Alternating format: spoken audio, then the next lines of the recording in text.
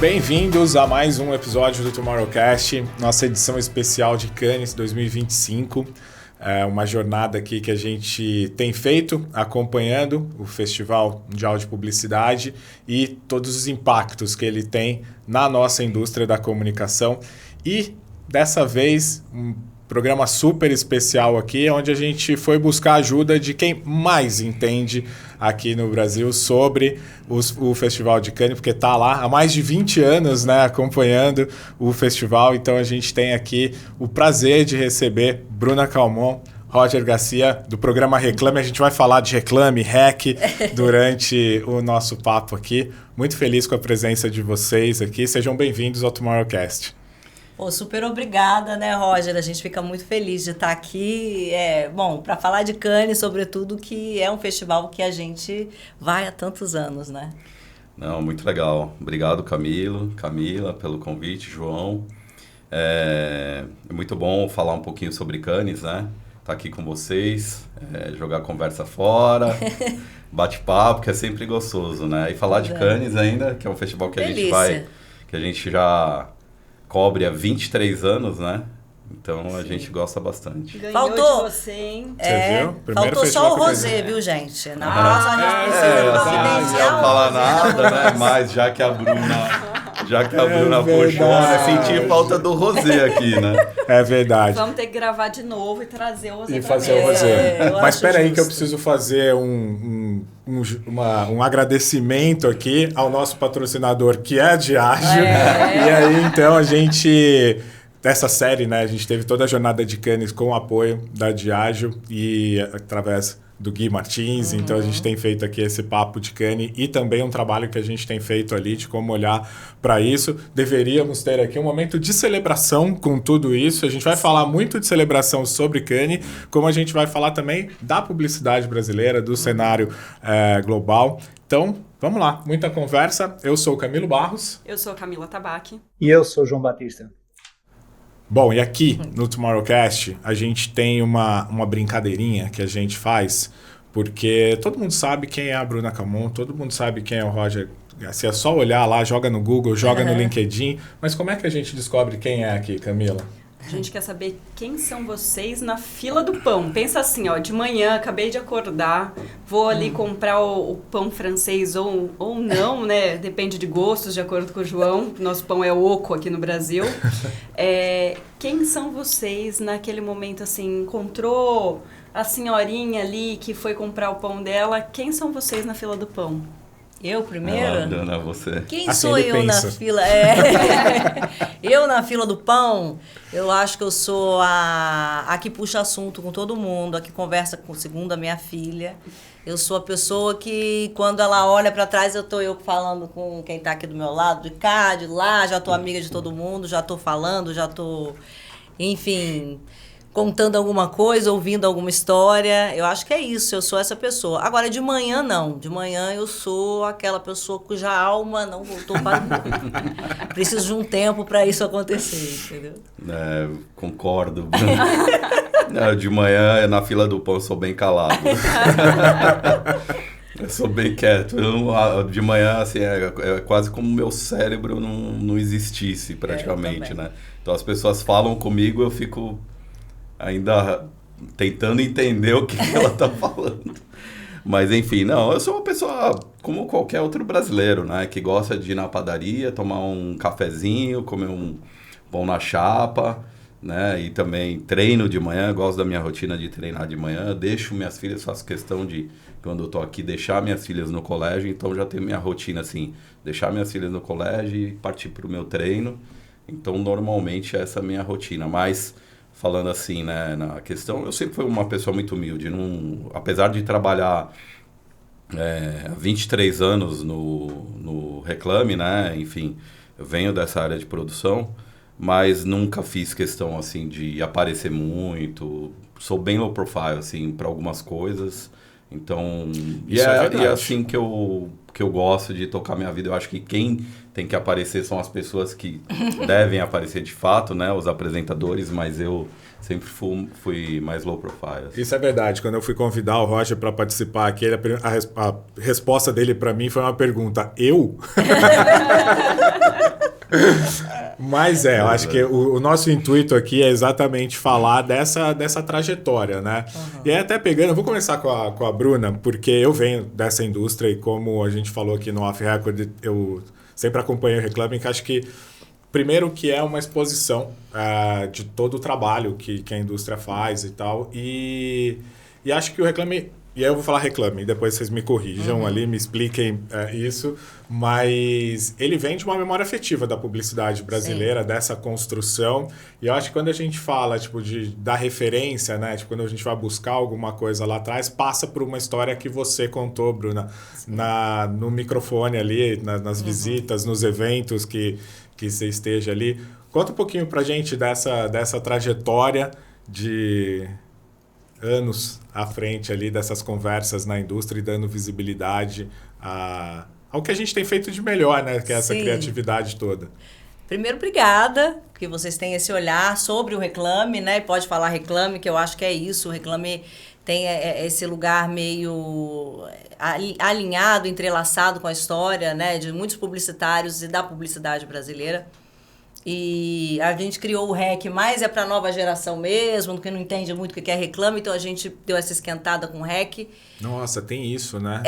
Porque né, Reclame, a gente já pegou Reclame naquela época, quando a gente foi pro Multishow, para virar vintage, como uma coisa vintage, então você imagina, hoje é muito mais vintage ainda. Era os reclames do Plim Plim, né? Exato. Sabe, né?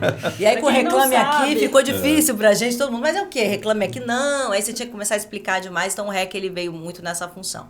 Mas agora respondendo a sua pergunta, a minha história com o Reclame, ela é muito diferente, eu acho, porque ela é muito inusitada, eu diria. Porque eu conheci o Roger num evento, eu estava trabalhando como assessora de imprensa, na verdade, não era o que eu gostava de fazer, eu vinha do Rio, de uma trajetória já em televisão, no Rio há alguns anos, estagiando e tal, tendo até passado pela Globo. E aí, quando eu conheci o Roger, eu estava no último dia de um trabalho meu de assessoria de imprensa, em que a gente atendia o Estadão. E era um evento, aquele prêmio de mídia do Estadão. E aí, na hora que eu fui encerrar os trabalhos, eu virei para o Comercial e Companhia, na época, e o Roger estava, eu falei: oi, gente, queria saber se está tudo bem, se vocês conseguiram entrevistar todo mundo e tal. E aí ele me parou e falou: nossa, você tem uma voz... Você trabalha com televisão? Eu falei assim, sempre trabalhei, né? Inclusive estou saindo, hoje é meu último dia porque eu quero voltar a fazer TV. Aí ele falou: não, eu estou precisando de uma repórter para ontem, você não quer ir lá na produtora? Eu falei: onde é a produtora? Era tipo do lado da minha casa a produtora. Então, sabe, quando tudo se converge para dar certo, então foi assim, eu acho que o Comercial e Companhia, a princípio, e o Reclame, essa história que eu tenho com o Roger e tal, enfim, que criou o programa... Eu acho que ela veio, na época era com Pir Marcondes e tudo também, né? Eu acho que veio muito para dar certo desde o início. Era uma área que eu não conhecia, apesar de ter feito comunicação. E em comunicação a gente faz as 3 matérias primeiro e depois, cada um escolhe. Eu fui para jornalismo, então não me aprofundei muito em publicidade. Então quando eu entrei para o Reclame, Festival de Cannes para mim era... de cinema. De cinema. Né? E logo que eu entrei, eles estavam indo pro primeiro festival deles, cobri o primeiro festival. Eu falava: gente, mas nossa, eles estão indo pro festival de cinema. Sabe aquelas coisas, né? E daí começa e nasce a minha história. Então, e desde o início eu me vi muito preocupada, porque eu entendi muito desde o início que, primeiro, né, era um mercado extremamente exigente com quem falava sobre ele. Né? A gente também tinha um mercado muito vaidoso sobre si mesmo, sobre si próprio. Então, essas coisas todas também ajudaram a construir quem eu virei para esse mercado, né? Porque eu ia muito estudada para as entrevistas. Então, às vezes, eu acho que essa minha cara meio de besta, assim, eu chegava lá E as pessoas, uma cara meio de menina, lourinha, o microfone mais desejado da publicidade brasileira, vai. Sabe? Aí eu chegava lá assim, meio... E aí quando eu começava a entrevista, as pessoas se assustavam um pouco. Por várias vezes, o Roger é testemunha disso, a gente parava, porque eles falavam, não, peraí, mas eu preciso pensar. Não, mas peraí, eu preciso... Porque eu realmente fazia, e numa época que não tinha Google à mão, como a gente tinha, era assim, um trabalho de pesquisa. Então, isso eu acho que marcou meu trabalho, principalmente em relação às entrevistas que eu fazia. E aí, isso, eu acho que virou meio a minha referência para o programa, né? As entrevistas, as matérias de capa, aquelas matérias mais longas, com os grandes líderes, né? com as lideranças no mercado. E criando várias histórias com esses publicitários. E tem uma outra relação que é muito interessante, porque a gente, como está há tantos anos, a gente viu esse mercado se transformar completamente, essas lideranças de quando eu entrei saírem, né, indo dando vaga para os novatos que eram na época que eu tinha chegado para o Reclame, né, para o Comercial e Companhia, que depois virou Reclame. Então, eu acho que ter essa história junto com essas pessoas, e que hoje são as pessoas que estão na liderança, também me ajudam muito, porque é uma história que eu conheço e vi de perto, junto com o Reclame, né? Então, na hora de estar junto, de abordar, de falar, de conversar, é como se fosse contar um pouco da história da gente também, sabe? Porque tá tudo muito entrelaçado. Então, acho que é um pouco isso. Acho que a minha trajetória com o Reclame, ela é essa. Ela teve uma pausa, eu saí uma época. Fui a filha rebelde, que falei, chega, não quero mais. Brincadeira, mas é que eu tive um convite que foi tentador, eu conversei com eles, inclusive, sobre, que era importante para mim, que era uma oportunidade de falar sobre outras coisas, afinal eu sou jornalista. E na época eu estava recebendo muitos convites para dar palestra e tal, como se eu fosse publicitária, para falar, dando o aval de publicidade. A tua profundidade e eu não sou, entende? E aí aquilo começou a me incomodar, e quando eu recebi o convite para ir para a TV aberta, para fazer coisas completamente diferentes da que eu já estava fazendo, então aquilo foi muito importante. E quando eu retorno, 3 anos depois, foi ótimo, porque eu retornei para um novo mercado, um novo momento, um novo modelo de agência e de negócio, né? Então, acho que é mais ou menos isso, né? Minha trajetória aí com o Reclame. Super entendo essa trajetória, porque eu aqui acho que posso falar, eu venho da publicidade e chegou um momento que eu também comecei a questionar o modelo tradicional da publicidade, fui para tecnologia e acho que tem muito disso que a gente conversa aqui, João, criativo de agência, então a gente sempre teve muito esse olhar. Roger, você funda o... Não, tô falando que eu escapei. Vocês dois do mercado criativo, eu escapei. História da Camila, ela vem do mercado financeiro, não sei o que ela veio fazer aqui. Onde ela foi sequestrada em algum momento e falaram, agora você vai pagar essa... Precisa ter alguém mais pé no chão aqui, né? Em que limbo foi esse? Ela trouxe aqui. Mas, Roger, há mais de 2 décadas ali, você funda, né, o Reclame, Comercial e Companhia, e vem dessa história. E você acompanha essa trajetória toda que a Bruna trouxe aqui pra gente, que foi uma trajetória de muita mudança, né? E quando fala de mais de 23 anos, né, olhando para a Cannes, se a gente olhar a Cannes como esse milestone da indústria, na hora que a gente coloca ali que é onde o ano se revisita ali, olhando para 2025 e olhando para lá quando você cria, o que você vê nessa trajetória? Nossa, é muita mudança, né? Obviamente, a gente começou a cobrir o festival, era só a gente. A primeira vez que a gente foi gravar lá, era basicamente a gente fazendo TV, né? Digo, porque a gente era ativo televisão, né? A gente nunca foi... A gente não era mídia impressa. Basicamente, os veículos que estavam lá do Brasil era de mídia impressa. Não tinha TV, não tinha rádio, não tinha nada. Assim, era basicamente mídia impressa. Então, a gente chega lá sendo um dos primeiros veículos de televisão a cobrir o festival ali de Cannes. E 2 indianos, um câmera e uma repórter que gravavam para CNBC, já naquela época. Né? A CNBC chega agora aqui no Brasil, né? Mas já naquela época... Nossa, é verdade. Sim. Então a gente falou assim, nossa, isso aqui, putz, que legal, né? Enfim, vamos nessa, né? Legal pra caramba. Tudo festa pra caramba, não tinha problema as festas, porque todo mundo fazia o que queria. Eram festas, aquelas festas de arromba, assim. Memoráveis. Festas que não dava pra gente gravar. Pra você ter uma ideia, assim, né? Então, aquelas coisas, né? Então, o Cannes era muito mais solto, era outro Cannes. E era uma premiação, de fato, né? E a gente ia lá pra cobrir a premiação. Né? O foco era, vamos lá, filme, né? Então, a gente falava de filme, falava de poucas categorias, existiam poucas categorias. Então, na época era o Roger Heschel, lembra do Roger Heschel? Que dirigiu o festival, que era quase de uma família. Né? Era um festival quase de uma família. Então, foi nesse contexto que a gente chegou no festival. Né? Óbvio, já tinha todo aquele glamour. Era uma época que a galera ia pro palé de smoking, de tudo paramentado, vestido, né? Era um negócio super chique, assim, né? Como é até hoje o Festival de Cinema, que se manteve essa tradição, né? Cannes já não.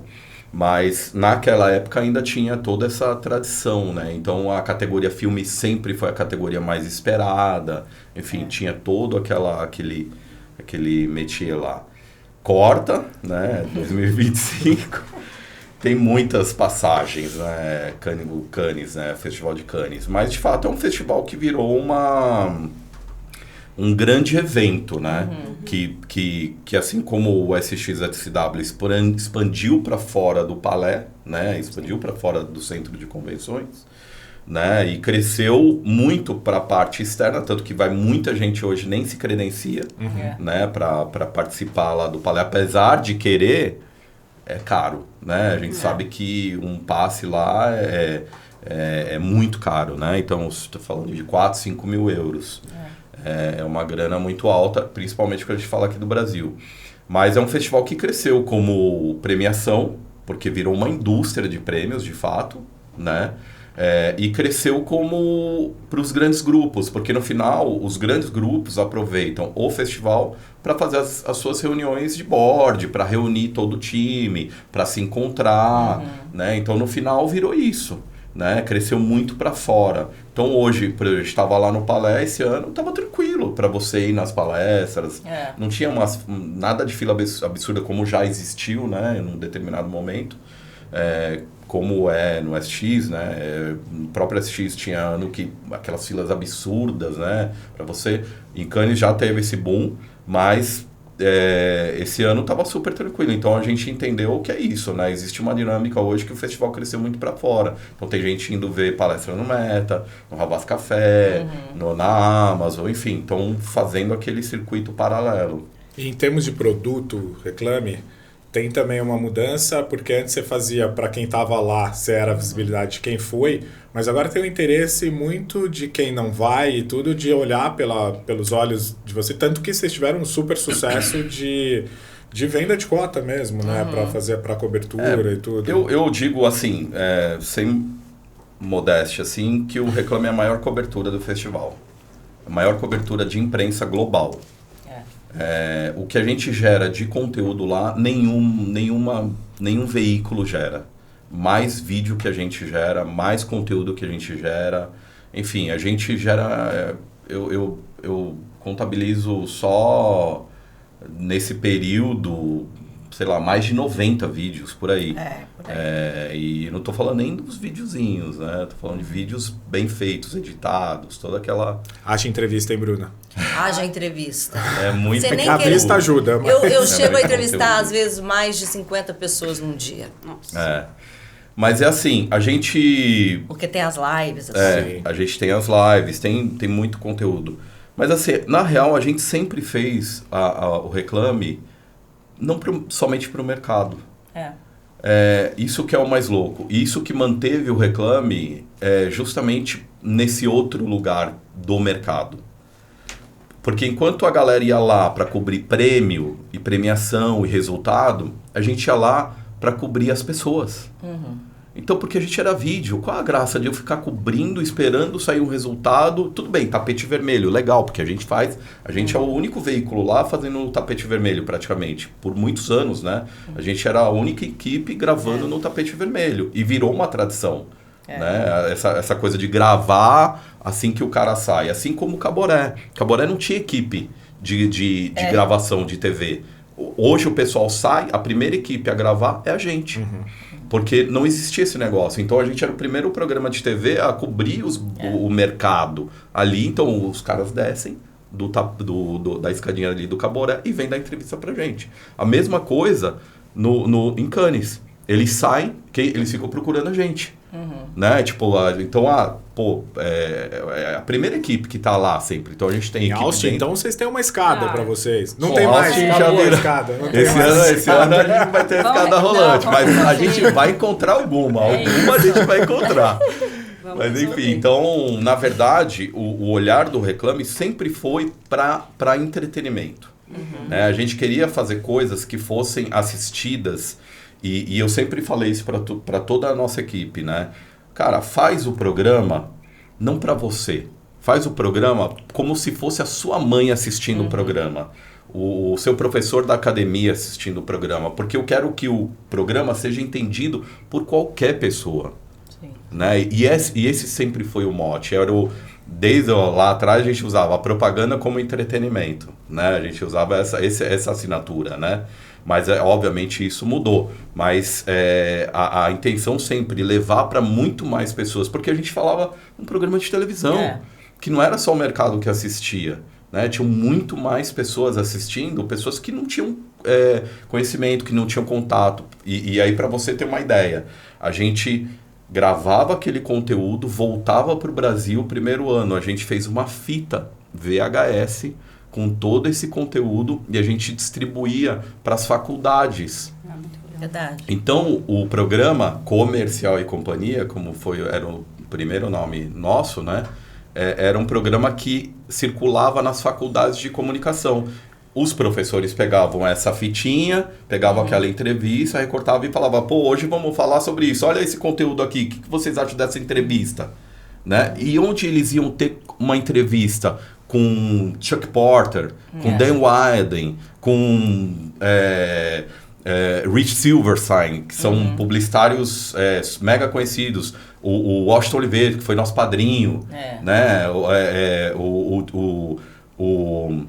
O João Daniel Tchomiroff, que era o diretor de comerciais mais premiado em filmes, em comerciais no mundo. Né? Era o segundo, porque o primeiro era o outro diretor lá americano, mas enfim, fez o...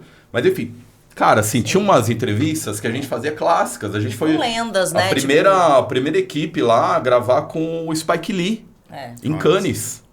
Então a gente invadiu o palco, que não existia isso em Cannes, a gente subiu na escadinha pelo canto esquerdo e falou, Spike, pode dar uma entrevista para o Brasil?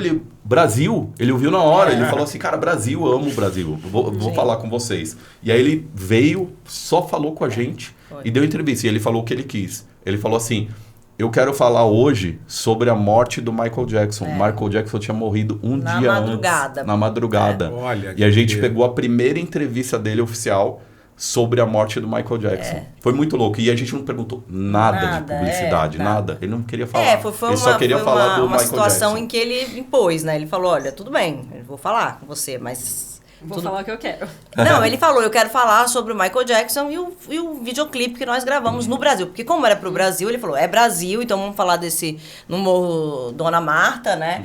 Então foi muito legal e foi muito emocionante. Pelourinho, porque a gente não esperava. De verdade, ele começou a falar, era um momento em que estava todo mundo muito mexido com a morte do Michael Jackson, porque pra gente tinha sido na madrugada que a gente soube que ele tinha morrido. Então, quando ele terminou de falar... Eu com o microfone, o câmera, o Roger aqui mais na lateral, eu acho que estava a Zazá também. A gente sem dimensão, muito focados em conseguir aquilo, em fazer aquilo acontecer. Quando terminou, a gente começa a ouvir os aplausos e as pessoas todas Estavam chorando. assistindo. todas as pessoas que tinham assistido, acabado de assistir o seminário dele, era no Debussy, né? No Debussy. E elas começaram a gente não tinha essa palma. ideia, a bater palma. Que a gente tinha conseguido a entrevista com ele, foi muito isso louco. foi tão surreal, isso foi tão bacana, né? Que aí é legal, porque é para nós um case de como mostra que o Reclame, de fato, extrapola a publicidade e faz também com que a publicidade vire uma coisa mais pop, mais entretenimento para as pessoas, né? E essa questão do Spike Lee, tanto que a gente, naquela época, né, o digital não tinha nada, e a gente teve que subir para o Multishow para mandar, virou um teaser dentro do Multishow, porque foi, de fato, a primeira grande pessoa, a primeira grande figura falando sobre o Michael Jackson. Então, não foi só para a gente, mas como para o mundo todo, né? Para o Brasil ter alguém importante que tinha uma relação, de fato, com o Michael, falando. Então, é muito legal. E também o que o Cannes proporciona pra gente nesse sentido, né? E acho que vocês, com toda essa trajetória, vocês pegam muito da cultura de Cannes, né? Do que tá realmente... O que tá acontecendo, que não é o que tá acontecendo só nos palcos, não é o que tá acontecendo só nos bastidores, é o que tá sendo falado... como as pessoas estão se relacionando lá dentro, como é que as marcas, né, o que elas estão pensando, como elas estão pensando, a relevância do festival em si. E esse ano a gente tem o Brasil sendo reconhecido como o país mais criativo do mundo. A gente tem algumas polêmicas depois que entram, mas assim, tirando este fato... E a evolução que o Brasil tem dentro de Cannes, né? A representatividade que o país tem quando vão entrando as novas categorias e o Brasil sempre como uma força criativa muito grande nessas outras premiações. Como é que vocês enxergaram esse... para quem estava lá, para os próprios brasileiros que estavam lá, esse reconhecimento, assim, se realmente... porque é isso, vai muito além dos prêmios em si, né? Do que está sendo premiado. Eu acho que tem a questão da... É muito importante a gente falar sobre o trabalho brasileiro, ele é fantástico.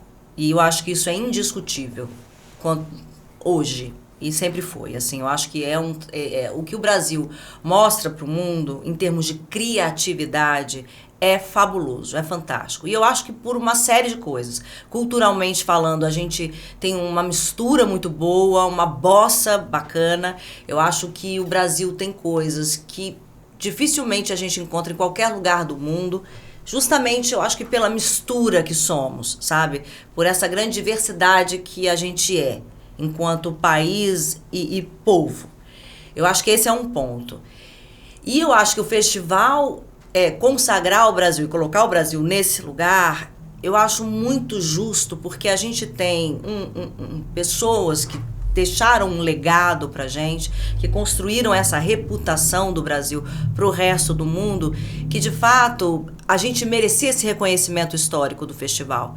E até porque nós, enquanto brasileiros, a gente sempre deu muito valor a Cannes, sabe? Eu acho que nós sempre valorizamos muito o festival, como fonte de inspiração, como fonte de conhecimento e, obviamente, como fonte também de reconhecimento dos nossos profissionais, entende? Quantos e quantos profissionais tiveram a carreira mudada por causa de Cannes? Vamos falar do maior deles, o Washington Oliveto, que ganhou o primeiro Leão de Ouro, né? Assim, eu falo maior porque é o mais famoso, né? O mais conhecido de todos. A gente tem o primeiro Leão de Ouro em Cannes, e isso muda totalmente com o Washington Oliveto, com o homem com mais de 40 anos. Isso muda a trajetória do Washington Oliveto. Cannes mudou a carreira do Washington e de tantos outros profissionais, como Marcelo Serpa, Nizam Guanais. A gente tem uma série de profissionais que são o que são, claro, obviamente pelo talento deles, por quem eles eram, pelos líderes que foram, mas sobretudo porque também foram muito laureados por esse festival, né? É um festival que ele, de fato, é um divisor de águas na carreira das pessoas. Então, e principalmente para nós no Brasil, muito valorizado nesse sentido. Então, acho que mais do que justo ser o Brasil o primeiro país a abrir, né, essas homenagens que o festival está prestando aos países enfim, mais criativos do mundo. Eu acho que a gente merece muito. Rusgas, problemas, sabe? Alguma coisa ou outra dá errado, ter alguma rasura, qualquer história tem. Isso não pode ser maior do que o que a gente fez de fantástico e que a gente faz de fantástico. Então, assim, eu acho que uma coisa não destempera a outra, sim, sabe? Uma coisa não tem nada a ver com a outra, assim. Mas o que de ruim fica é sempre o lugar de olhar e falar, opa, aqui não tá legal? Então, peraí, vamos juntar o mercado, vamos juntar todo mundo e debater sobre isso. Onde a gente pode melhorar? Para isso não acontecer de novo, não é legal. Entendeu? Não só, desculpe, mas não só para o Brasil, isso serve para a indústria como um todo, né? Eu acho que caiu para cima de nós, brasileiros. Eu acho também, a gente estava num ano de muita visibilidade, e visibilidade também pode gerar incômodo, né? Porque você imagina, a gente não é o país mais premiado do mundo. E por que a gente abre, então? Porque, de fato, a gente tem uma história com Cannes que é muito relevante, independentemente da quantidade de prêmios, né? Porque não dá pra gente competir com os Estados Unidos, com a Inglaterra, né? A gente não consegue competir pau a pau ali. Por uma questão, budget, por questão econômica mesmo, sabe? E óbvio, a gente está falando de um país da América Latina, dentro né, a gente, na Europa, né, falando ali com a União Europeia e, óbvio, com o maior país do mundo em termos de investimento em publicidade, que são os Estados Unidos, né? Não, e cá pra nós, assim, o Brasil já foi muito boicotado em Cannes. Sim, muito. Assim, tipo, assim, era um jurado brasileiro no meio, dois jurados brasileiros no meio de 10 jurados, 20 jurados europeus. Exato. Então os caras sempre teve política em Cannes, né? Enfim, o João tá aqui, pode dizer melhor do que nós, né?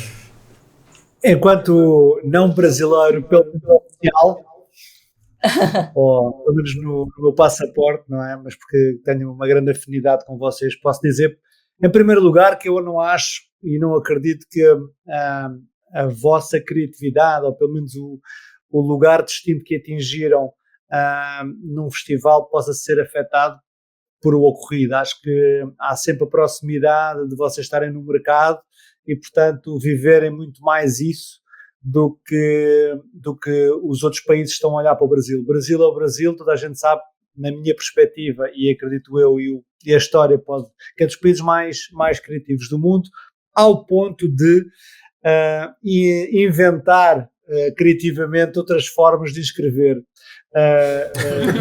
propagandas e escrever peças no próprio festival, quer dizer, e isso é um jeitinho único no mundo de ser criativo. Mas é isso, quer dizer, a partir do momento que os outros países com poder se sentiram ameaçados por esta potência, tiveram que arranjar outras armas, mas toda a gente sabe que o Cannes Lions sempre foi e sempre será, acredito eu, um festival polémico, sempre teve os seus fantasmas, não é? Este ano o fantasma era mais tecnológico, mas acho que isso também faz parte da criatividade, faz parte de querer furar, de querer ser melhor, de ser uma competição. Na minha perspectiva, a única decisão que têm que fazer é se é um festival de criatividade ou se é um festival de publicidade. Porque um festival de criatividade é uma coisa, um festival de publicidade é outra, e, portanto, acho que Cannes está numa crise de identidade e talvez o Reclame possa ajudar a eles encontrarem essa identidade. Gente, João falou falei isso, o que a gente estava falando antes de entrar aqui, falei para o Roger, eu falei, cabe agora também a Cannes uma reflexão sobre si mesmo, assim, sobre a identidade, o que estamos premiando, é a criatividade, é a grande ideia, e aí né? Você pode fazer o artefato. Exato, assim, sim, é um desfile de moda, tipo, você vai para grande semana de moda, né? As grandes semanas de moda. Tem na passarela aquilo que vai ter em loja? Tem. Mas tem o que não vai ter, é conceitual. E será que também não é válido você ter um festival em que, poxa, você tem ali uma grande ideia, porque as pessoas vão para lá para beber daquela fonte também, sabe? Então, eu também acho que existe uma questão E o mesmo exercício de da criatividade tem essa identidade alucinação, de né? festival. Sempre teve essa coisa velada, né? É. Os fantasmas de Cannes, né? Sempre existiu essa coisa velada desde que a gente frequenta, há 23 anos. Porque Não é era, novo. isso aqui veiculou ou não, Só que, né? Começou por isso. antigamente era isso, né? Ah, veiculou, nunca vi isso aqui, não foi veiculado e tal. Não, hoje qualquer peça é veiculada. Não tem mais essa, né? Ah, qualquer peça veiculou, acabou. Né? Agora o que a gente está falando é essa veracidade da informação. Exato. Se o que você colocou ali é verdadeiro, ou você aumentou, existe uma crítica sim para ser realizada, para ser feita. Né? Eu concordo que extrapolou a história, porque uma coisa é você fazer um case. Outra coisa é você fazer um case contando umas coisas que não mudando, né? Usando inteligência artificial, fazendo alguma coisa para fazer com que essa informação seja muito maior do que aquilo que efetivamente foi. Ludibriar de alguma forma. Porque você fala, não, isso aqui como é que vem no WhatsApp lá? É provavelmente produzido por uma inteligência artificial. Pois é. Mas assim, eu acho que existe muita hipocrisia, na real, nessa história toda. Porque isso não é de uma pessoa, né, cá pra nós. Não é o criativo que é responsável. No final, eu acho que acabaram pegando de bode expiatório algumas pessoas que acabaram pagando aquele pato e que tá tudo certo. Entendemos o que aconteceu, né? Mas vamos falar a verdade, todo mundo sabia. Né? Todo mundo sabia. O cliente assina, ninguém entra no escuro nessa história, sabe? Então, vamos lá. Então, o que eu estou falando aqui, o mercado inteiro concorda, entendeu? O mercado inteiro sabe. Então, não vamos passar a mão na cabeça de ninguém, porque não tem ninguém santo nessa história, entendeu? Agora, eu acho que a hipocrisia também, a gente achar que Cannes não é esse lugar também de desfile de moda, entendeu? Porque é o que eu falei, eu sempre vou Mas é melhor que seja, a Cannes, e sempre existiu isso. Sim. Sempre existiu, não estou falando modificar as informações, eu estou falando, sempre existiu os fantasmas, né? E os próprios criativos se divertiam com essa história. Sim. Isso aqui eu nunca vi, mas beleza, não sei o quê, ganha esse ouro Não, a gente brinca, né? Pô, esse é um ouro válido, esse é um ouro mesmo, de verdade. Esse é um ouro que é legal, é uma puta ideia legal, vamos... Mas a galera subentende-se que isso aqui foi criado para Cannes. Mas é a mesma coisa que olhar para o festival de cinema e só pode ser o que é real, né?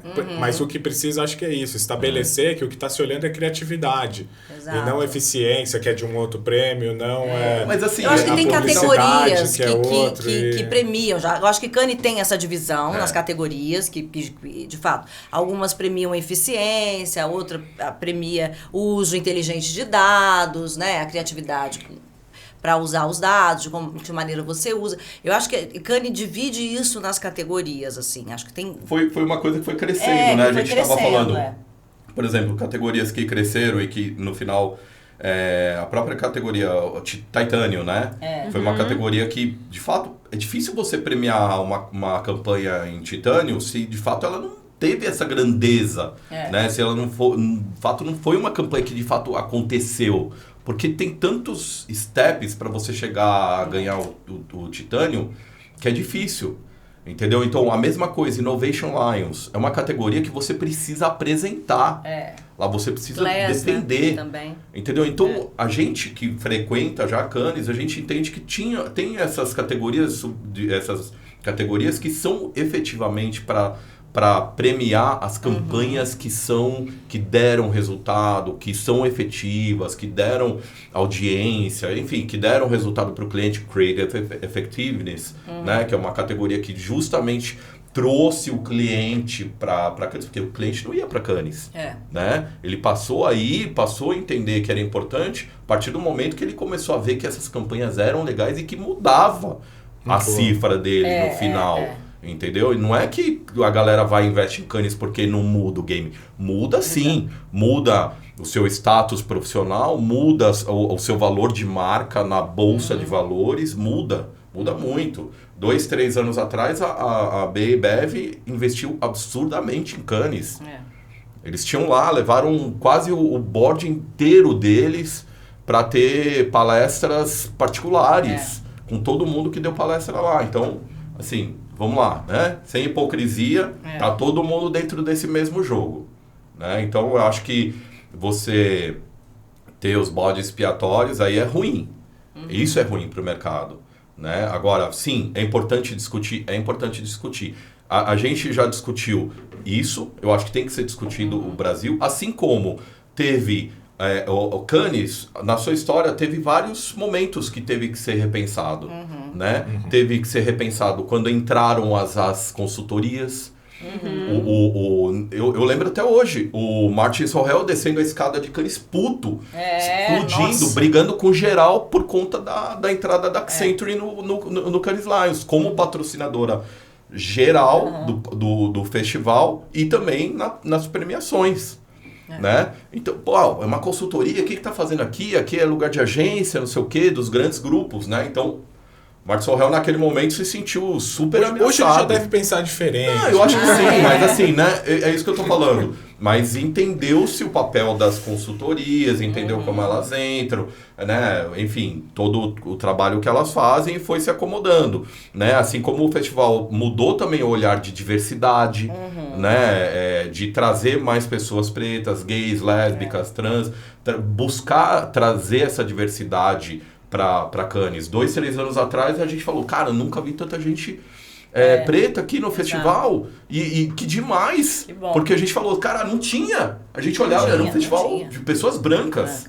Né? Não tinha gays, lésbicas, trans. Né? Hoje tem o Ocupa Trans, que leva pessoas trans, que é difícil, eles batalham para levar. Mas assim, então o festival abriu oportunidade, abriu cota, abriu também a opção de... do júri, o pré-júri, né, pro Short Lions, pra categoria, pra julgar o shortlist, né? Né? Shortlist, né? Então, tem os jurados que eles fomentam pessoas pretas que às vezes não têm oportunidade. Então, até a questão do idioma, né? Esse ano, por exemplo, tinha muito super conteúdo em língua nativa, assim, que as pessoas não estavam nessa coisa de todo mundo tem que falar inglês. E até hoje são premiados países que nunca ganharam um leão na vida. Então é legal você ver como eles festejam, como é importante. Cara, tipo, eu vi um país sendo premiado, isso entrou para a história do país, eles ganhando um Grand Prix em Cannes. Eles nunca tinham ganhado um Grand Prix em Cannes.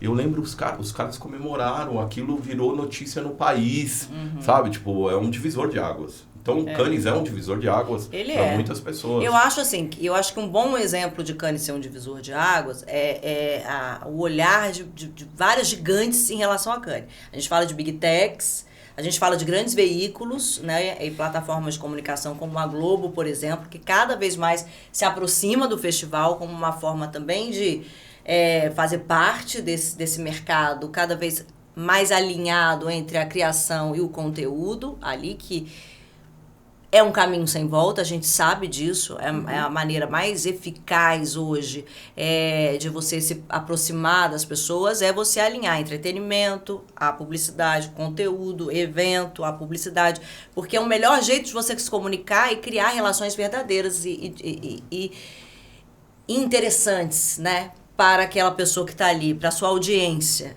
que engaje também. Então eu acho que tem essa relação, a própria Globo, entrando ao vivo do Jornal Nacional de Cannes, ganhou ano passado com o Mercado Livre o Grand Prix em mídia. Putz, para eles foi uma festa, entra ao vivo e corre para colocar aquela matéria, ou, né, a gente grava, quem faz isso aí para eles, no caso somos nós, né, que estamos lá, a gente grava para eles, entrega, isso tudo numa correria louca para ir ao ar no Jornal Nacional. Então, quer dizer, a dimensão de Cannes, ela vai muito além do mercado, né, publicitário, assim. Mas... Até porque é uma indústria que movimenta, né, e que movimenta economicamente, paixões, assim, exatamente. Mas não era assim, então é isso que eu falei, assim, era um festival só de criativos, exato, né? O festival sim, mas eu acho que eu acho que ele é tão impactante nas pessoas, porque mesmo, né, as campanhas antigas, assim, principalmente aquelas campanhas que todo mundo via, né, que passavam na TV, era entretenimento. O quanto as pessoas se engajavam naquilo, era uma história, era um filme, realmente. e o quanto aquilo gera memória afetiva, e o quanto aquilo passa a fazer parte da história e da vida das pessoas. Eu acho que por isso que o festival, como se, lógico que ele premia, mas ele é tão relevante porque as pessoas se impactam pelas histórias que são contadas, né? Ele é muito pessoal, assim. Quando você vê a gente fazia... a gente tinha um episódio que a gente fazia que era comentando os principais cases. E são cases emocionantes, são cases que criam memória. E era, né, no final a gente está falando sobre isso, a capacidade de você criar memórias. Seja num formato mais tradicional, que eram as campanhas ali, ou hoje em dia no digital, nos formatos de conteúdo, de mídia. Afinal, a gente está falando de criar vínculo emocional com quem está consumindo aquilo, né? E a relação da publicidade com como a gente usar essa potência econômica e criativa para transformar, de fato, alguma coisa, né, na sociedade, assim. Transformar algo para melhor, usando às vezes a tecnologia ou a inteligência artificial, unindo isso à criatividade, como isso é potente.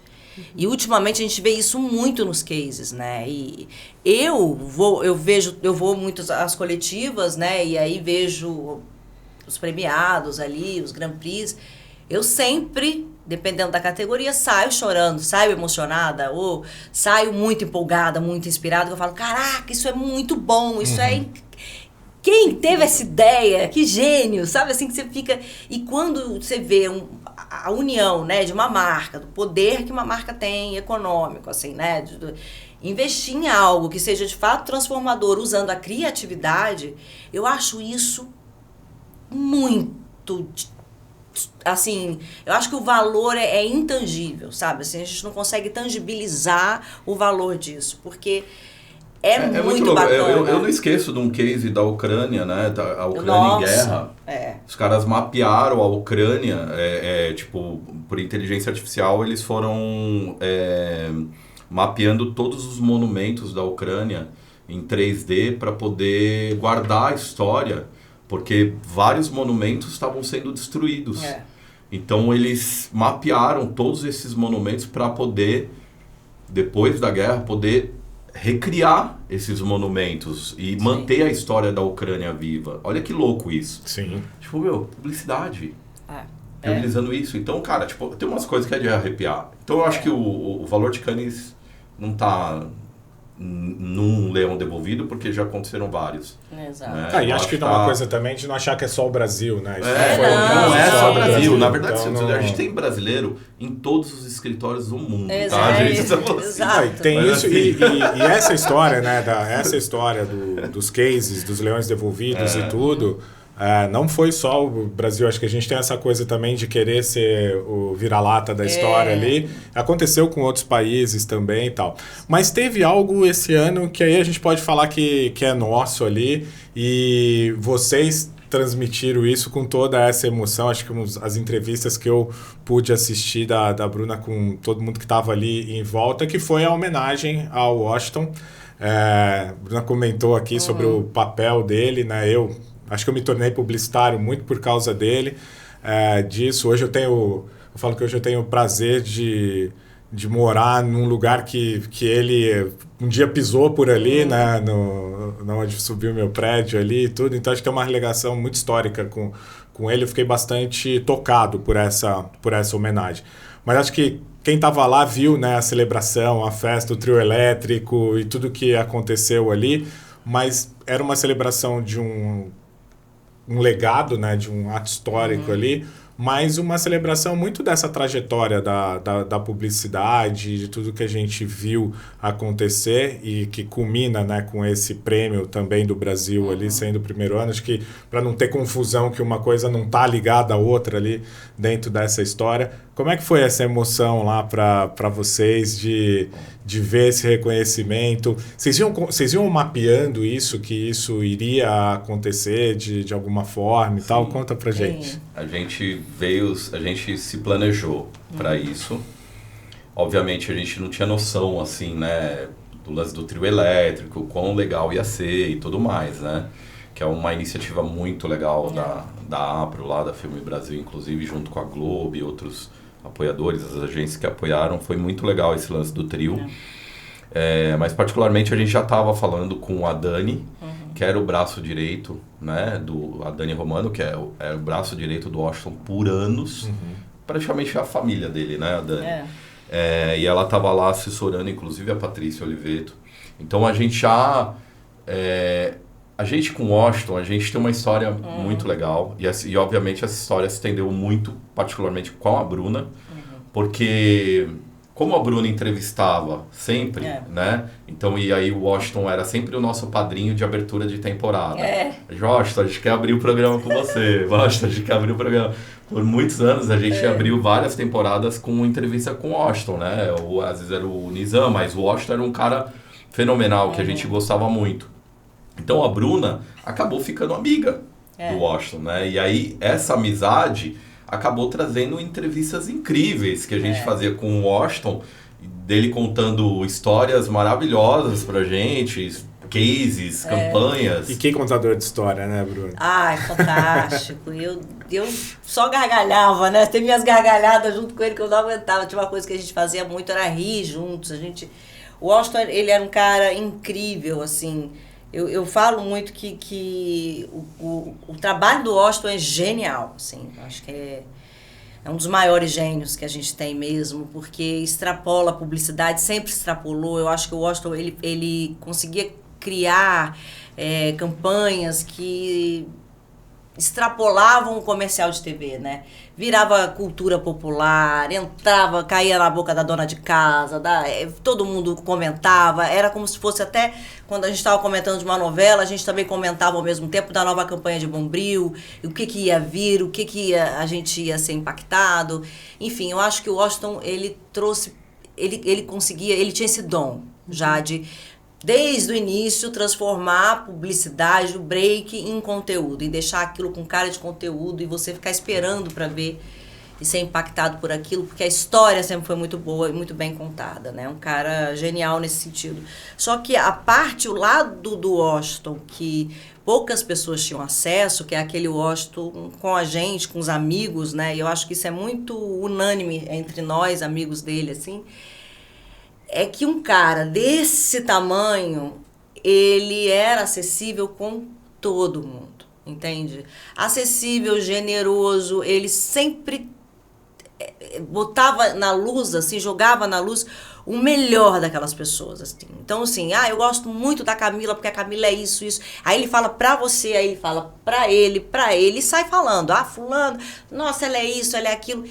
E ele transformou a vida de muita gente, assim. Ele fez vários criativos e, enfim, pessoas do mercado que tiveram suas carreiras impulsionadas por ele, pela generosidade dele também, em olhar aquilo, porque um grande líder também é isso, né? Você olhar e falar assim, eu não quero ninguém pior do que eu quero tão bom ou melhor do que eu. Aí ele falava, olha, fulano é fantástico, fabuloso, muito melhor que escreve, muito melhor do que eu, manda pra não sei o quê. E ele gostava de ver. Então isso é muito unânime quando a gente fala de Washington Oliveto. E aí quando você vê essa homenagem do festival, que eu não gostaria que tivesse sido assim, porque eu preferiria que tivesse sido com ele em vida, ganhando o Leão de São Marco, eu acho que ele esperava também isso, assim, pela história que ele teve com o festival, e ele andava muito injuriado com Cannes, né, Roger, ultimamente.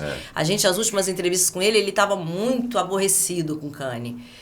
Porque, justamente pelo lado comercial que abocanhou a criatividade, assim, sabe? Que ganhou mais espaço do que a criatividade. Então, assim, eu via o Washington muito incomodado com isso.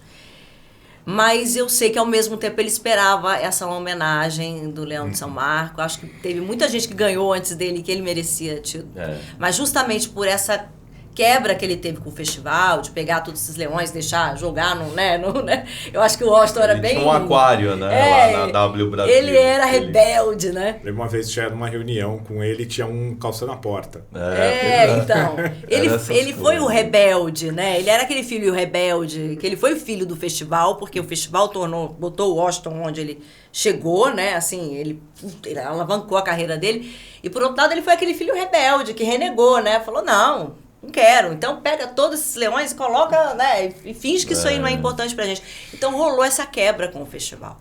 Tanto que as últimas vezes que a gente conversou com ele lá, ele ia pra encontrar comigo no palé com a gente, assim, e não podia, porque é impressionante como o Washington era uma pessoa conhecida no mundo inteiro. Ia juntando gente em torno dele, e a gente tinha que chegar logo, tirar ele dali. E ele não queria estar ali. Ele falava, eu vou pra Cannes só pra ver vocês, pra dar entrevista pra vocês, pra falar com vocês. Ia lá, dar uma entrevista, ia tomar um sorvetinho no Barbará. Lá, que era o que ele gostava também. Hoje a gente tomava um sorvetinho, uns bons drinks. A gente fazia um de rolê, que a gente tinha um quadro fazia um de rolê, que a gente foi na sorveteria que ele amava, lá em Cannes. E ele só ia pra Cannes pra tomar sorvete lá. Era muito... Que não existe mais lá, fechou. Mas, enfim, então, eu acho que mas é muito importante, isso, né? é importante falar aqui, o que a Bruna falou, ninguém quase sabe, tá? É o seguinte, o Washington ia ganhar o Lion of Samark. Entendeu? Então, não é que ele foi homenageado pós-mortem, né? Na verdade, ele ia ganhar o Lion of Samark. E ele já sabia, antes da morte dele, ele já sabia que ele ia ganhar o Lion of Samark. Ele já sabia desse reconhecimento. Porque ele foi avisado 2 anos antes. Então, ele sabia que em 2025 ele ia ganhar. Então, ele já morreu sabendo dessa homenagem.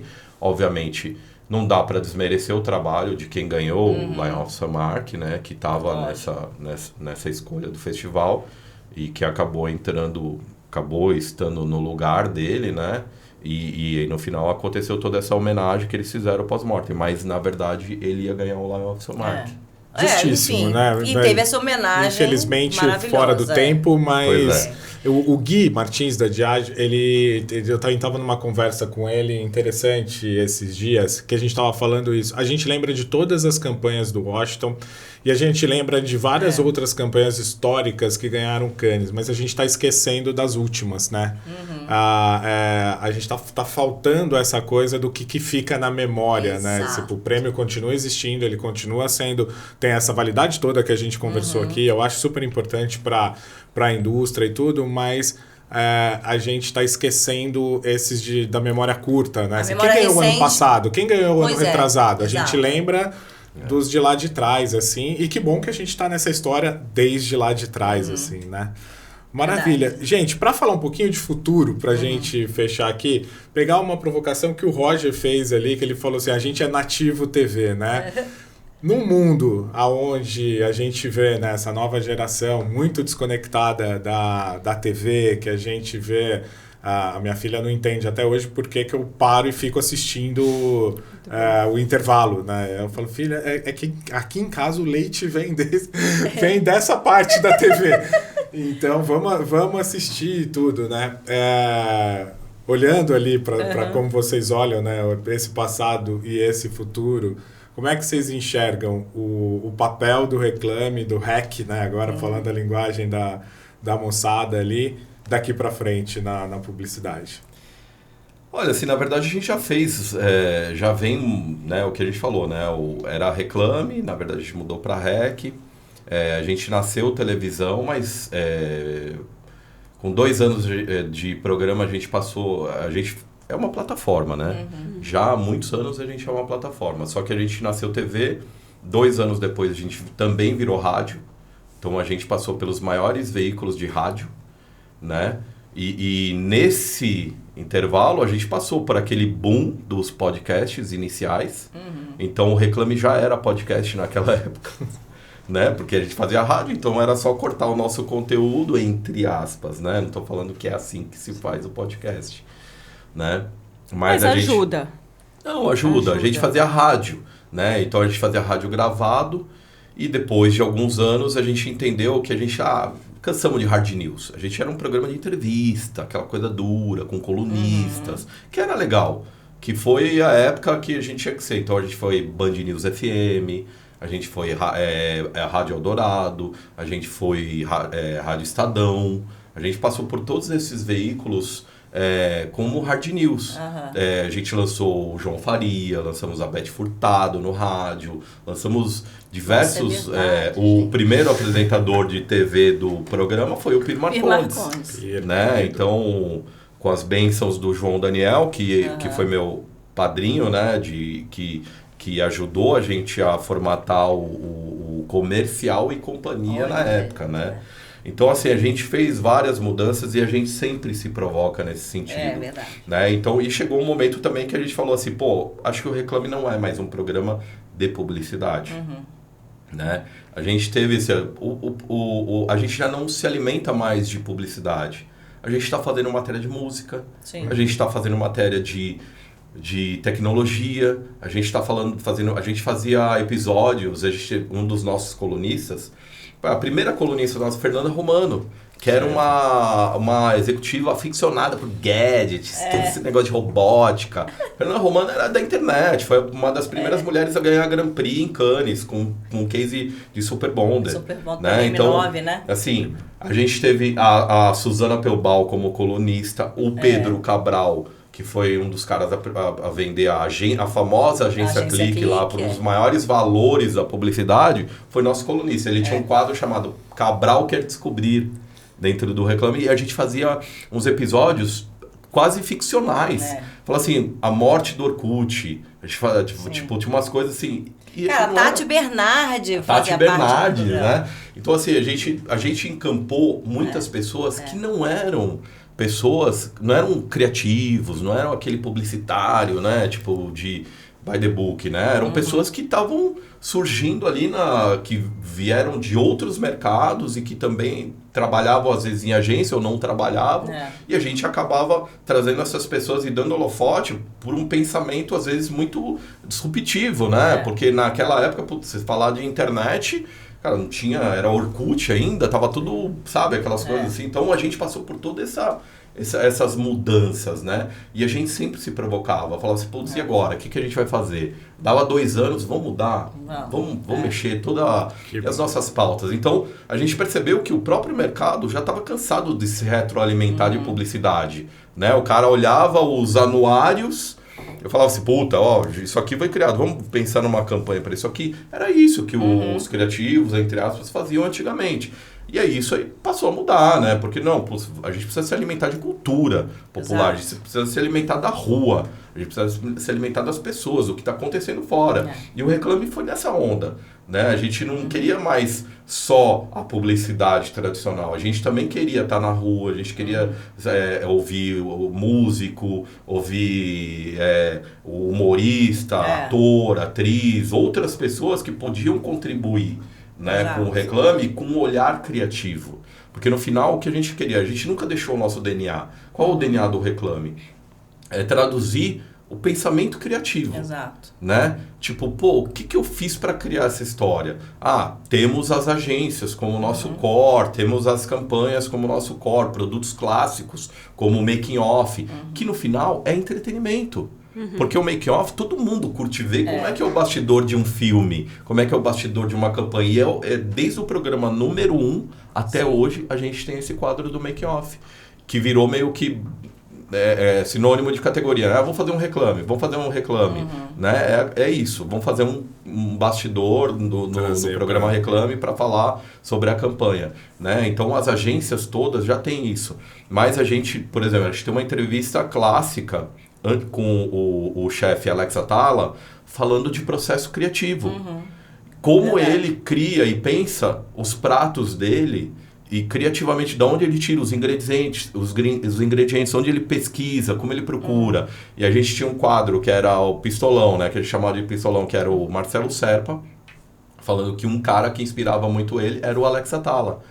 Então, e aí entrava o Alex Atala e a gente ia na cozinha dele para gravar toda essa questão do processo criativo. É uma das matérias mais assistidas até hoje no YouTube do Reclame. Cara, tipo, atemporal. Todo mundo quer saber. E logo depois, passa, sei lá, alguns meses, 1 ano, o Alex Atala lança um livro sobre processo criativo de coisa. E querendo ou não, assim, a gente fala, mas inspira ou não. É verdade. É legal. Total. Todo mundo quer saber. A gente fez uma recentemente com a chefe, a Janaína Janaína Torres, que era Janaína Rueda, Janaína Torres. Então, assim, a gente criar gosta... confusão, Roger. Pelo amor de Deus. Não, mas no business... Mas é isso, a gente gosta, a gente se provoca muito, sabe? De trazer... O programa no rádio hoje, que a gente está na Nova Brasil, a gente sempre leva alguém do mercado, né? Que é de comunicação e alguém fora do mercado. Então, sempre tem um músico, um ator, um humorista, e a gente faz programas maravilhosos. É muito legal. A gente fez um programa com o Cláudio Ravix, eu não esqueço até hoje esse programa, e o Lobão. Enquanto todo mundo pegava o Lobão para falar de política, instigar, para ele brigar, não sei o que, a gente falou, não, vamos fazer um programa diferente, com o Lobão, com o Cláudio Ravix. O Cláudio Ravix, na época, estava não sei se era na Audi ou na Peugeot, e ele sempre foi da área automobilística. E o Lobão tinha uma história muito legal que a gente foi pesquisar. Ele tinha uma história muito legal falando sobre a família dele vendo da área automobilística. A mãe era pilota de kart. Muito legal. E o pai dele era o representante oficial da Rolls-Royce no Brasil. Então tinha uma história do Lobão e da família do Lobão que ninguém sabia. Cara, e a gente conseguiu unir isso e deu um programa maravilhoso. Entendeu? Então foi muito legal fazer esse programa com o Lobão e ele falava assim, cara, eu nunca fiz um programa desse. Porque no final ele estava falando sobre uma coisa que ele tinha na memória afetiva dele, que ele gostava pra caramba, e o Cláudio Ravix surfando no Lobão ali, entendeu? Um programa completamente diferente. Então esse programa que a gente faz é muito legal, porque no final são entrevistas que ninguém dá em nenhum lugar, né? Porque uma coisa é eu vi falar aqui de publicidade. Outra coisa é eu ouvir falar de publicidade e a Bruna, de repente, é uma humorista e ela tá falando sobre humor. Então, a gente junta esses universos e dá um programa muito diferente. Sim. Então, a gente sempre gostou de mudar o programa e se provocar para fazer com que a gente falasse sempre com um público novo. É muito interessante, porque das entrevistas também a gente tem desde figurões no mercado, né? Que a gente tem várias entrevistas que ficaram também bem marcadas. É muito engraçado. Do Marcelo Serpa, né? Do Marcelo Serpa. E eu sempre recebo de vários. Meu filho tá na faculdade, lá, ele mandou pra mim falando que tá lá a entrevista, porque ainda é muito usado as entrevistas que a gente faz. E aí tem desde esses figurões, aí tem desde as influenciadoras digitais, Camila Coutinho, que a gente já fez algumas vezes. Enfim, Anitta, aí tem as celebridades, tipo a Anitta, né, os artistas, assim, Baby do Brasil. E também são artistas, assim, diversos, de diversos públicos diferentes. Então, isso é muito legal, esse olhar. E sempre focado, cara, Monja Coen, entendeu? E sempre focado em criatividade, num olhar de criatividade. Sim, existe criatividade no que Monja Coen faz. Ela é uma criadora de conteúdo, a Monja Coen. São histórias, né, para contar. Histórias para contar. Então, isso é muito legal. Esse bem bolado, eu acho que essa diversidade de conteúdo, de gerações, que hoje também a gente procura muito ter dentro do programa. A gente tem a geração mais antiga, eu, Roger, Emerson, que nós estamos há muitos anos, e a gente tem uma geração mais nova, da galerinha que tá mais nova lá, né? Tipo Bela, a Lari, a galerinha jovem. Aí tem a galera intermediária que tá médio tempo e também média idade, eu diria, tipo Allen Lins, que é o outro apresentador. Sim. Bahia, meu amor, um beijo pra você, meu coração. Se não dá um beijinho pra ele briga com a gente depois, que a Allen é retada. A gente vai fazer o 2 com ele. Você já fez com Muila, né? Então, falta o Allen. E aí, é isso. Então, a gente tem essas gerações dentro do programa. A Edna, né? Que tá com a gente também há alguns anos. Isso é muito bom, porque aí rola uma troca muito legal, porque são olhares diversos, experiências que são trocadas, porque a gente também aprende muito com a galera mais nova que tá ali, né? E eles com a gente com eles. Eu acredito que a gente ainda beba mais da fonte deles do que eles da nossa, assim, né? A gente não divulga muito, mas a real, assim, a gente tá em quase tudo que é plataforma. Eu acho que a gente só não tá alimentando muito o TikTok, né? Que a gente agora vai mudar isso agora, Mas assim, a gente fazia live no Facebook quando ninguém fazia. Então, tipo, por exemplo, pandemia, o que sustentou o Reclame foram as lives. Sim. Porque, na verdade, a gente continuou fazendo o programa, mas a gente tinha uma expertise tão grande de live, de streaming, que a gente sempre fez o programa ao vivo. O rádio deu a experiência para a gente fazer ao vivo. Exato. Né? Então, a gente fazia ao vivo os programas, as edições. A gente foi um dos primeiros programas na live a ter inserção de caracteres. Então, a gente fazia live no Facebook com 3 câmeras, né? Corte de câmera, assim como a gente está fazendo hoje aqui, ao vivo, com inserção de caracteres, inserção de vídeo, e a gente chamava vídeo na hora, era quase uma TV ali, né? Ao vivo ali. Então, a gente fazia isso no Facebook, a gente chegou a bater 600 mil visualizações simultâneas ao vivo ali. Então, e a gente falava, cara, como é que isso? 600 mil, que loucura isso, sabe? Então, a gente fez isso, a gente levava isso tanto para o programa, quanto para o corporativo.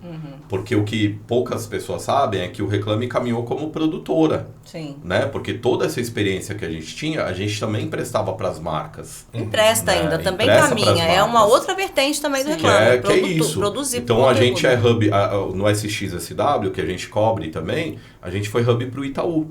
Então o Itaú contratou a gente para ser hub de conteúdo. Então os vídeos que entraram, inclusive na Fast Company, eram nossos. Eram vídeos nossos, que a África pegou, fez uma edição, montou lá, pegou a sonora que a Fast Company fez e todas as imagens de banco, todas as imagens de captações eram nossas. Então, assim, a gente é hub. Não dá para abrir mão da expertise todo, né? E a gente não tem problema nenhum, a gente gosta disso, né? Então, a gente é app, a gente tem app. Se você entrar aqui, tá o nosso app do Reclame.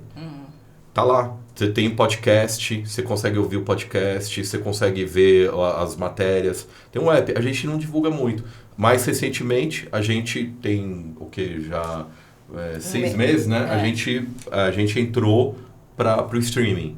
Então, a gente hoje faz parte do Globoplay. Sim. Né? Então, o Reclame, você consegue assistir o Reclame hoje a hora que você quiser no Globoplay. No Globoplay, Olha, eu acho que o que fica é que, assim, temos um episódio histórico. Inovação o tempo inteiro, né? Dá para acompanhar, e acho que é isso que é muito legal, que eu acho que vocês colocaram aqui, gente, muito obrigado por estarem conosco. Acho que fica uma aula de criatividade, uma aula de como inovar e usar, né, todo esse repertório e tudo que vocês recebem de inspiração e sair testando e vendo o que dá e juntando pessoas e juntando ideias que... Você viu? Eu tava com meu caderninho aqui, ó. Camila lá anotei vários insights. A gente vai ter um livro da história do Tomorrowcast pelo caderninho da Camila. E acho que em nome de... ela faz bonito. É tecnológico, mas é um caderninho. Tecnológico, caderninho. Eu acho que em nome de todos os criativos que passaram por aqui, tanto os brasileiros quanto os portugueses, né? Aqui já passou Hugo Veiga, João Coutinho, por conta de toda a nossa relação, João Batista. E toda essa que a gente ama. Toda essa história, sempre, acho que em nome de todo mundo, coisas que a gente sempre escutou, é a importância de ter essa referência. Muito feliz de ter vocês aqui, obrigado pela emoção que vocês trouxeram pra gente aqui, por essa história. Eu só tenho a desejar muitos e muitos mais anos de REC e que a gente esteja próximo sempre ali. Que a gente possa se cruzar em muitos corredores. Em muitos corredores. Com certeza. Obrigado vocês. É uma honra estar aqui com vocês. Obrigado pelo convite. Adoramos. A gente fica muito emocionado mesmo falando do que a gente gosta de fazer. Verdade. Porque no final o que a gente ama o que a gente faz. A real é essa, assim. Então a gente sempre teve uma relação muito diferente com o mercado. Sim. E todo afetiva mundo mesmo, Exatamente, é isso. Assim, a gente sempre foi tido, e a gente sofre também com essas coisas, porque na verdade a gente é amigo da galera. A gente sempre foi amigo. A gente vira amigo. A gente viu pessoas que eram redatores, pessoas que começaram estagiário e hoje são CEO de agência. Sim. A gente viu quase toda a trajetória do Errei, do Borg, de vários publicitários que estão com as suas agências, o Eco, tanta gente que a gente viu nascer em agência ali, ou como estagiário, ou como Young Lions. O próprio Ícaro Dória. O Ícaro Dória foi Young Lions. Hugo Veiga, que a gente falou. Assim, então a gente viu tantos desses publicitários criativos ali vibrando, primeira vez em Cannes e curtindo demais, e hoje são grandes líderes, e estão aí empreendendo. O Igor Pulga, que foi eu e ele, a gente trabalhou junto na coordenadoria de PP da Casper Libero. Olha. O Rodrigo Jatene, que comanda o Wyden Kennedy hoje, foi meu bicho. Então, assim, toda essa galera é tudo amigo. Né? Então, como é que você vai falar, tipo, ficar... Sabe, a gente exalta essa galera. E o Reclame nasceu para isso. Nasceu para valorizar as coisas boas. Não para ficar falando de coisa ruim, entendeu? Que bom. Exato. A gente também, a gente fala aqui de coisa positiva, que a gente traz isso. É isso. Super obrigada, gente. Quero muito agradecer. Foi incrível. Obrigada. A gente faz mesmo com o maior amor, com o maior carinho, sabe? E como faz diferença, né? Fazer com paixão, né? A gente faz amando muito o nosso dia a dia, a nossa entrega, eu acho que eu espero, né, que ela reflita para vocês, assim, esse amor, essa entrega, sabe? Eu brinco que Cannes é muito sangue, suor e lágrimas, sabe? Mas tudo isso muito regado a rosé, a diversão, a gargalhada, a insights, a novos amigos, né? A encontrar velhos amigos que a gente só encontra lá. Então, é muito bacana a gente poder contar um pouquinho dessa história, que é gigante, né? São 23 anos, até respirei, 23 anos de história, é muita coisa. E a gente ama o que faz. E, de fato, a gente ama também esse mercado. A gente é muito fã do trabalho brasileiro, eu acho, sabe? Assim, eu acho que a gente faz questão de colocar o trabalho brasileiro no lugar que ele tem que estar, que ele merece estar. Então, acho que também é muito isso. Agora, João, se vira pra achar um Reclame em Portugal, hein? Já tentamos. Já fica o convite, hein? Enquanto isso, fica com a gente aqui, que esse REC também é seu, porque você também é brazuca junto com a gente. Seu lado brazuca mais tá brazuca aqui. Que todos nós. É mais brazuca que a gente, exato. Bom, assim a gente encerra mais uma temporada de Cannes Lions aqui no Tomorrowcast. Vocês podem acompanhar todo o conteúdo. A gente vai ter um report super completo sobre tudo que aconteceu em Cannes nas plenárias. A gente está fazendo ali um trabalho que a gente vai deixar disponível também para todo mundo que queira acessar. Vai ter o link aqui na descrição. Sigam o REC. Quando fizer... Avisa a gente publica lá também. Por favor, Olha aqui. Sigam então o REC nas plataformas digitais, como o Roger falou, em todas as plataformas. Acompanhem o programa. Gente, obrigado mesmo por toda a história, por todo o legado. E acho que se a gente está nesse caminho que a Bruna comentou aqui, muito se deve a vocês. Obrigado, pessoal. Obrigado. Obrigada. Bom, obrigado, Diageo, por estar com a gente nessa temporada. Um grande abraço e até o próximo episódio.